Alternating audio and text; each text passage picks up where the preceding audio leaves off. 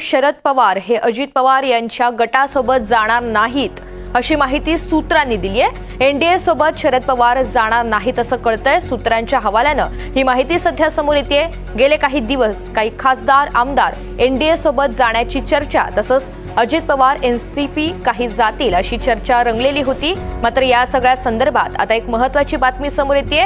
शरद पवार हे अजित पवार यांच्या सोबत जाणार नाहीत अशी माहिती सूत्रांनी दिली आहे। सागर कुलकर्णी आपल्याला या सगळ्या संदर्भात अधिकची माहिती देतील। सागर, शरद पवार हे अजित पवार यांच्या गटासोबत जाणार नसल्याचं कळतंय, अधिकची काय अपडेट आहे? गेले काही दिवस शरद पवार राष्ट्रवादी काँग्रेस ही अजित पवार राष्ट्रवादी काँग्रेसमध्ये जाईल किंवा एनडीए मध्ये जाईल अशी खूप जोरदार चर्चा सुरू आहे।